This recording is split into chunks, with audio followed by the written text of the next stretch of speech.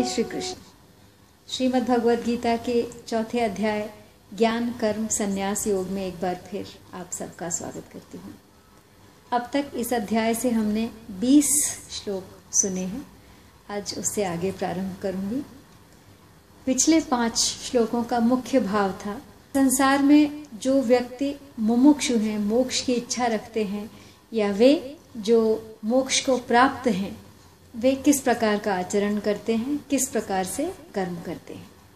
तो ये बताते हुए अर्जुन को भगवान कहते हैं कि हे अर्जुन, तुम भी उन्हीं मुमुक्षुओं की भांति कर्तव्य कर्म करते जाओ और अपने कर्तव्य पथ पर आगे बढ़ते जाओ।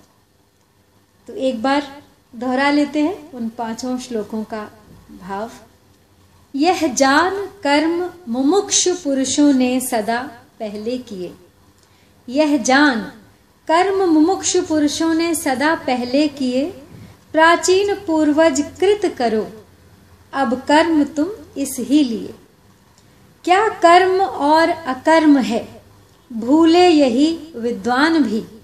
जो जान पापों से छुटो, वह कर्म कहता हूं सभी। हे पार्थ, कर्म अकर्म और विकर्म का क्या ज्ञान है, यह जान लो सब। कर्म की गति गहन और महान है।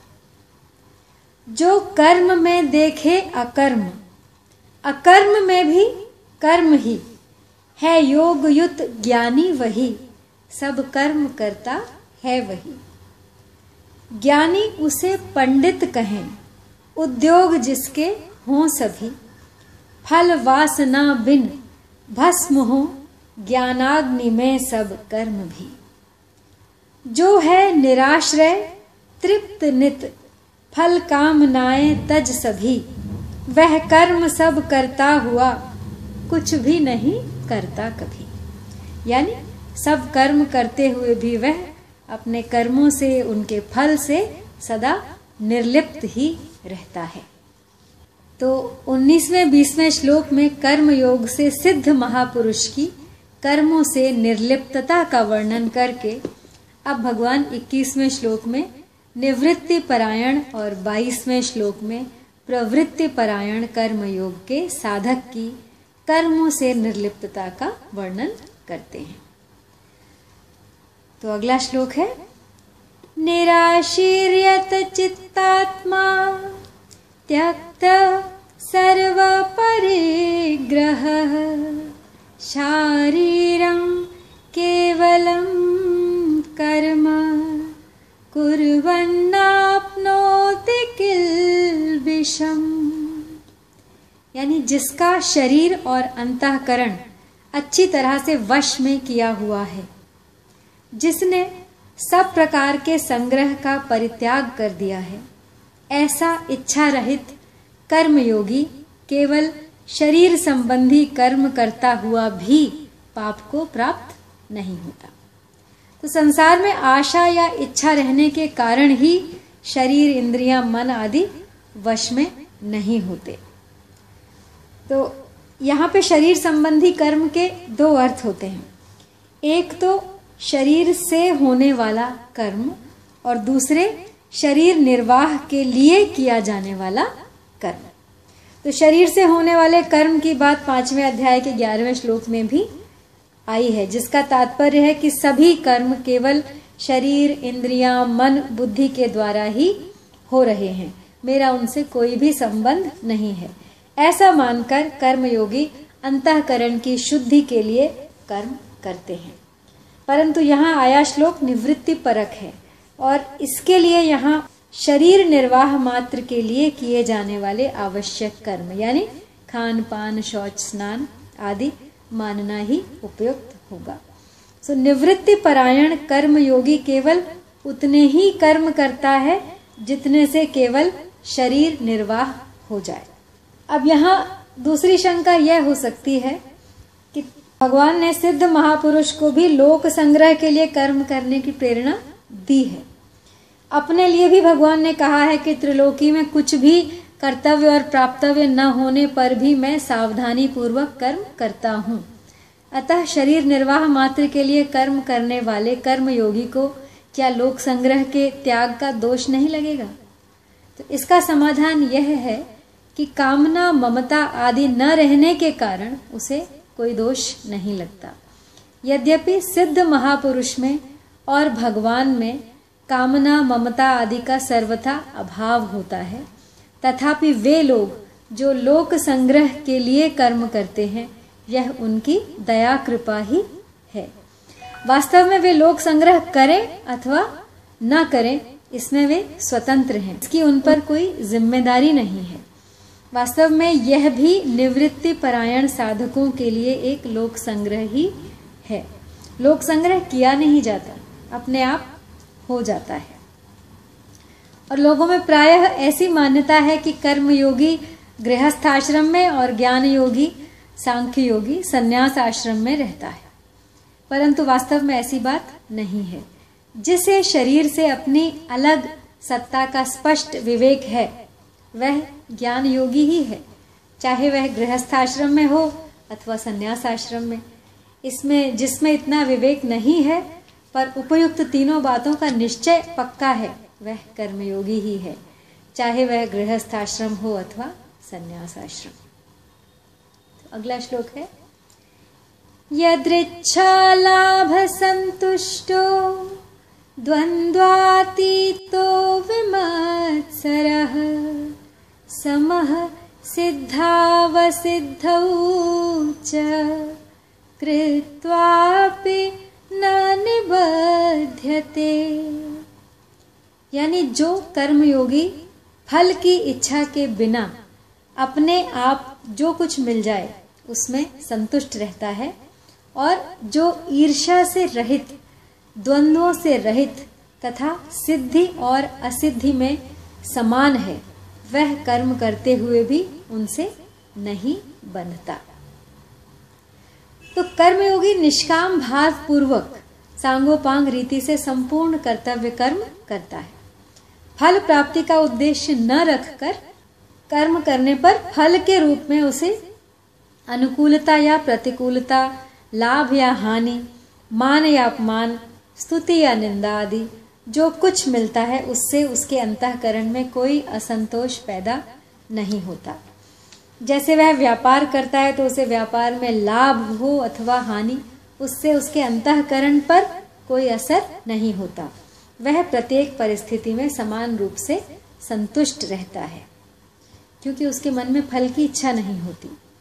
तात्पर्य यह है कि व्यापार में उसे लाभ हानि का ज्ञान तो होता है, तथा वह उसके अनुसार यथोचित चेष्टा भी करता है, पर परिणाम में वह सुखी दुखी नहीं होता।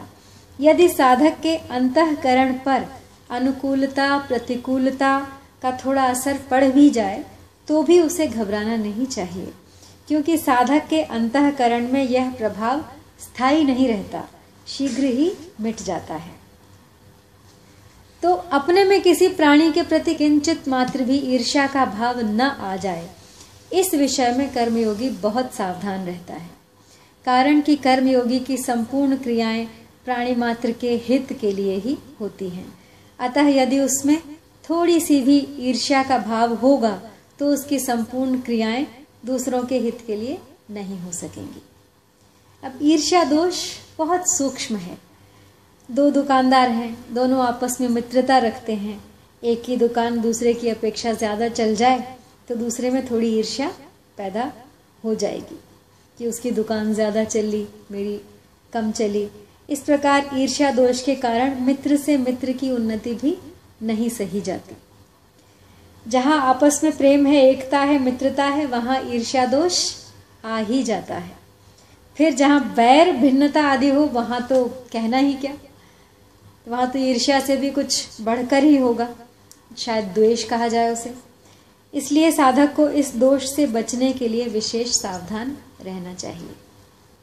वास्तव में देखा जाए तो कर्म योग में कर्म करना, अधिक करना, कम करना अथवा न करना बंधन या मुक्ति कारण नहीं है। इनके साथ जो लिप्तता है वही बंधन का कारण है, और जो निर्लिप्तता है वही मुक्ति का कारण है। जैसे नाटक में एक व्यक्ति लक्ष्मण का रोल कर रहा है, दूसरा मेघनाद का स्वांग धारण कर रहा है। दोनों व्यक्ति अपने अपने स्वांग को ठीक निभाते हुए भी उससे निर्लिप्त रहते हैं। लक्ष्मण तो नहीं बन जाता, या मेघनाद तो नहीं बन जाता वो रोल करते हुए। तो ऐसे ही कर्मयोगी अपने वर्ण आश्रम आदि के अनुसार कर्तव्य पालन करते हुए भी उससे निर्लिप्त रहता है, अर्थात उससे अपना संबंध नहीं मानता।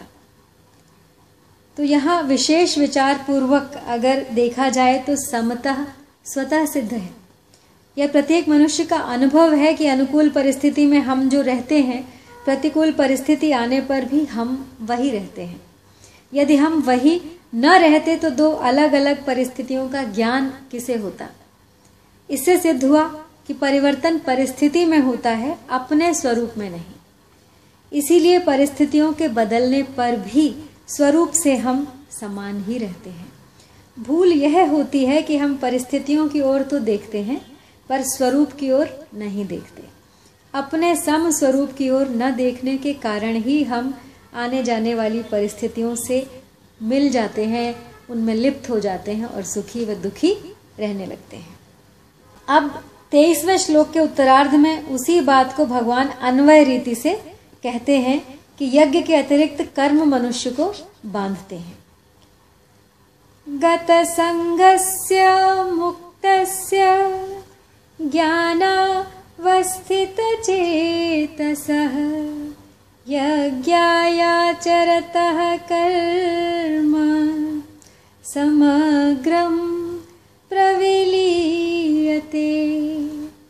यानी जिसकी आसक्ति सर्वथा मिट गई है, जो मुक्त हो गया है, जिसकी बुद्धि स्वरूप के ज्ञान में स्थित है, ऐसे केवल यज्ञ के लिए कर्म करने वाले मनुष्य के संपूर्ण कर्म नष्ट हो जाते हैं। तो कर्मयोगी के संपूर्ण कर्मों के विलीन होने की बात गीता भर में केवल इसी श्लोक में आई है, इसलिए यह कर्मयोग का मुख्य श्लोक माना जाता है। गत संगस्य यानी क्रियाओं का, पदार्थों का, घटनाओं का, परिस्थितियों का, व्यक्तियों का जो संग है, इनके साथ जो हृदय से लगाव है, वही वास्तव में बांधने वाला है, अर्थात जन्म मरण देने वाला है। स्वार्थ भाव को छोड़कर केवल लोगों के हित के लिए लोक संग्रहार्थ कर्म करते रहने से कर्मयोगी क्रियाओं, पदार्थों आदि से असंग हो जाता है, अर्थात उसकी आसक्ति सर्वथा मिट जाती है। कर्मयोगी का तो अहम भी सेवा में लग जाता है। तात्पर्य यह है कि उसके भीतर मैं सेवक हूँ यह भाव भी नहीं रहता। यह भाव तो मनुष्य को सेवक पने के अभिमान से बांध देता है। अब सेवक पने का अभिमान तभी होता है जब सेवा सामग्री से अपनापन होता है। सेवा की वस्तु उसी की थी, उसी को दे दी, तो सेवा क्या हुई? हम तो उससे उऋण हुए, इसलिए सेवक न रहे, केवल सेवा रह जाए। यह भाव रहे कि सेवा के बदले में धन, मान, बड़ाई, पद, अधिकार कुछ भी लेना नहीं है, क्योंकि उस पर हमारा हक ही नहीं बनता।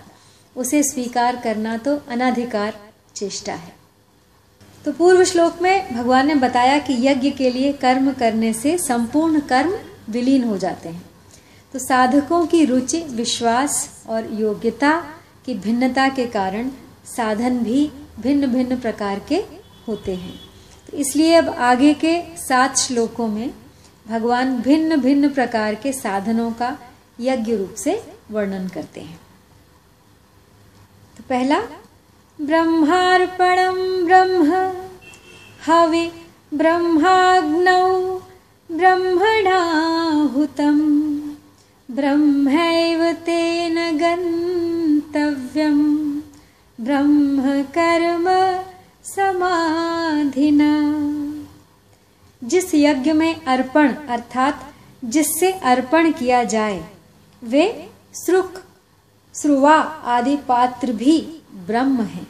हव्य पदार्थ यानी तिल, जौ, घी आदि भी ब्रह्म है और ब्रह्म रूप कर्ता के द्वारा ब्रह्म रूप अग्नि में आहुति देना रूप क्रिया भी ब्रह्म है। ऐसे यज्ञ को करने वाले जिस मनुष्य की ब्रह्म में ही कर्म समाधि हो गई है, उसके द्वारा प्राप्त करने योग्य फल भी ब्रह्म ही है। तो यज्ञ में आहुति मुख्य होती है। वह आहुति तब पूर्ण होती है जब वह अग्नि रूप ही हो जाए, अर्थात हव्य पदार्थ की अग्नि से अलग सत्ता ही न रहे। इसी प्रकार जितने भी साधन हैं सब साध्य रूप हो जाएं, तभी वे यज्ञ होते हैं। तो सब कुछ अग्नि में समर्पण हो जाए, अग्नि ही बन जाए, उसी में भस्म हो जाए, जल जाए, अंत में केवल राख बचे, तब माना जाता है कि उसमें आप लीन हो गए, आपके सब कर्म विलीन हो गए। तो संसार की 3 अवस्थाएं बताई गई हैं यहाँ पर, उत्पत्ति, स्थिति और प्रलय। जैसे वस्तु उत्पन्न होती है, फिर रहती है और अंत में नष्ट हो जाती है, अथवा मनुष्य जन्म लेता है, फिर रहता है, अंत में मर जाता है। इससे आगे विचार करें तो केवल उत्पत्ति और प्रलय का ही क्रम है, स्थिति वस्तुतः है ही नहीं। जैसे मनुष्य की पूरी आयु अगर 50 वर्ष की है तो 20 वर्ष बीतने पर उसकी आयु 30 वर्ष की रह जाती है। इससे आगे विचार करें तो केवल प्रलय ही प्रलय, नाश ही नाश है, उत्पत्ति है ही नहीं। जैसे आयु के जितने वर्ष बीत गए उतने वर्ष मनुष्य मर ही गया।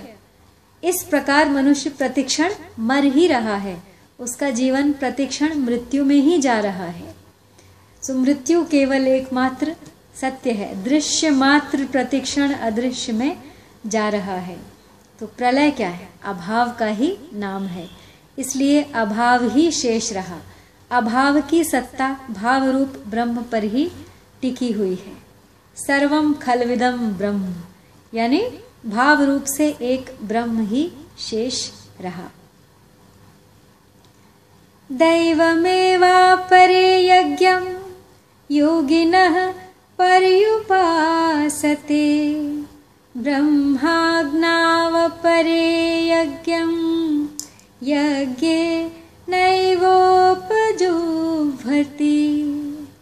यानी अन्य योगी लोग दैव भगवत दर्पण रूप यज्ञ का ही अनुष्ठान करते हैं, और दूसरे योगी लोग ब्रह्म रूप अग्नि में विचार रूप यज्ञ के द्वारा ही जीवात्मा रूप यज्ञ का हवन करते हैं। तो अब पूर्व श्लोक में भगवान ने सर्वत्र ब्रह्म दर्शन रूप यज्ञ करने वाले साधक का वर्णन किया है। यहाँ भगवान अपरे पद से उससे भिन्न प्रकार के यज्ञ करने वाले साधकों का वर्णन करते हैं। तो इस श्लोक के पूर्वार्ध में बताए गए दैव यज्ञ से भिन्न दूसरे यज्ञ का वर्णन करने के लिए यहाँ ये अपरे पद आया है। ब्रह्माज्ञावपरे यज्ञम यज्ञे नैवोपजुह्वति, यानी चेतन का जड़ से तादात्म्य होने के कारण ही उसे जीवात्मा कहते हैं। विवेक विचार पूर्वक जड़ से सर्वथा विमुख होकर परमात्मा में लीन हो जाने को यहाँ यज्ञ कहा गया है। लीन होने का तात्पर्य है परमात्म तत्व से भिन्न अपनी स्वतंत्र सत्ता किंचित मात्र भी न रखना। तो यहाँ इसका अर्थ ये भी ले सकते हैं कि दूसरे योगी लोग संसार रूप ब्रह्मा की सेवा के लिए केवल लोक संग्रह रूप यज्ञ के लिए कर्तव्य कर्म रूप यज्ञ करते हैं, अर्थात यज्ञार्थ कर्म करते हैं। आज यहीं तक समाप्त करती हूँ। अगला श्लोक कल, तब तक के लिए आपसे विदा। जय श्री कृष्ण।